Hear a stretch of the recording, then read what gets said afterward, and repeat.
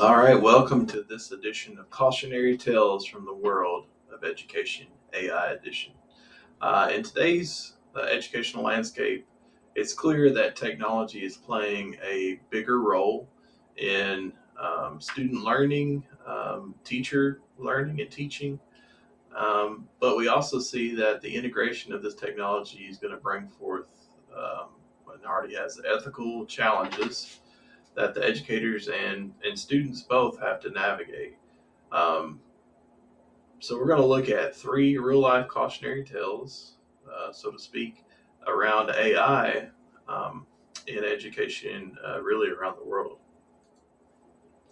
So, with the first cautionary tale, this one is from Massachusetts. It's from 2024. So, in this case, a student received the grade of D after they used AI to assist with the history project that they were doing. The school's administration said that using the AI counted as cheating, and this led to a lawsuit from the student's family. And the family's attorney argued that the student only used the AI as a research tool, just like they would have like Google or one of the other search engines.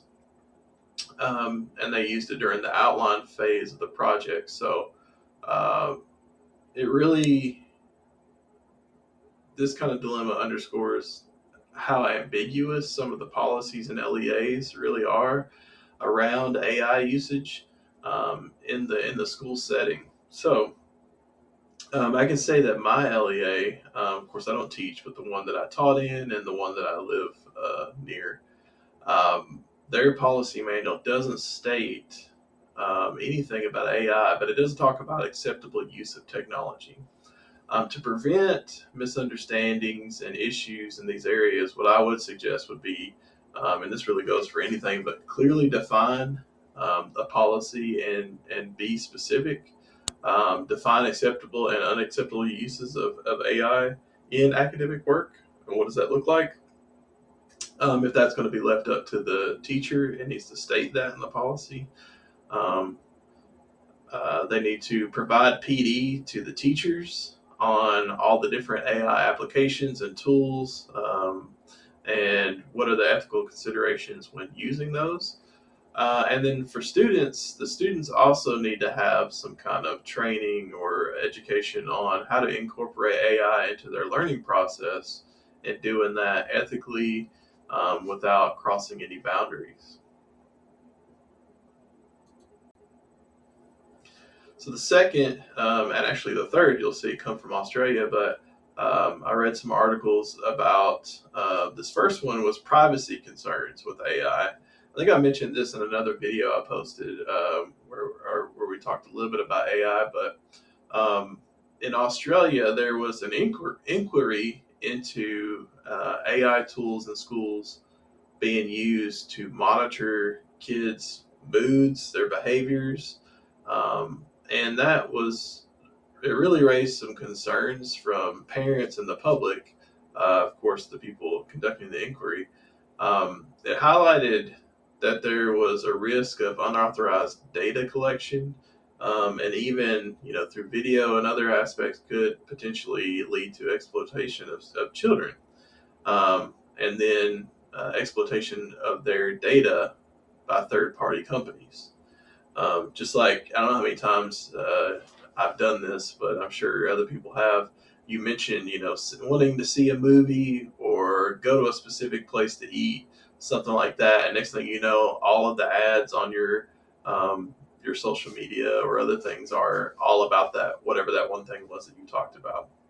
We have AI all around us. We've got Amazon products, Google, all of our Apple products, all of those things are constantly listening to us. So, in this case, the folks doing the inquiry recommended that students' data be safeguarded to prevent the misuse of AI technologies in those educational settings.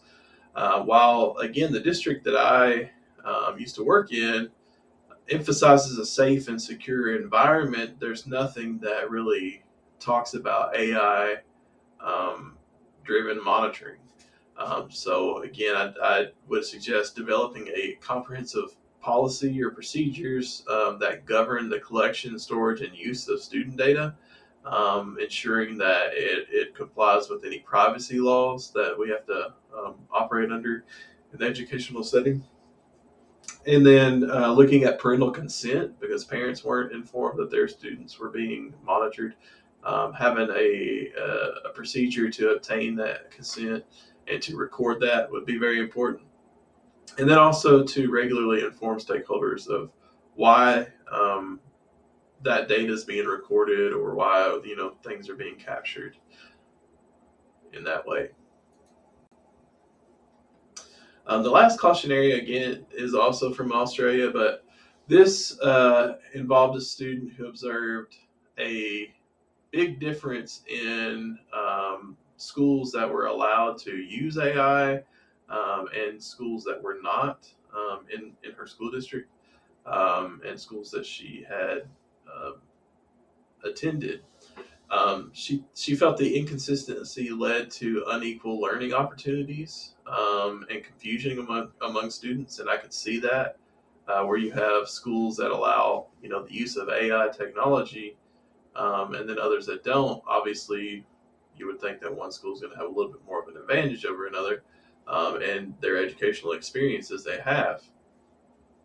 So this person advocated for a unified approach, emphasizing the need for training for students and teachers to use that AI ethically, if that was the concern that was keeping those schools from allowing it.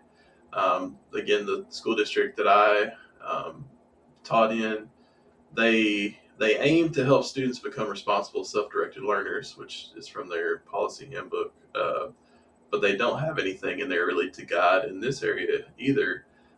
So my suggestions would be to standardize the AI integration. So develop a district-wide, guidelines for the ethical use of AI in classrooms and at the school setting.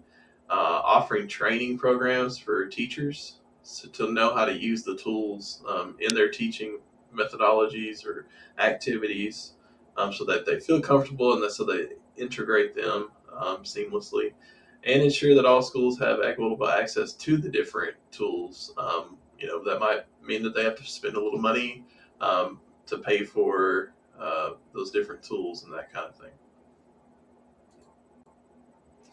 So the last thing I wanted to throw in here was advice. Part of what I do for a living is I review policies and I um, compare them to federal law, state law, and what's actually happening in the LEA. And this advice would go with like any really policy or anything in the LEA. Stay informed.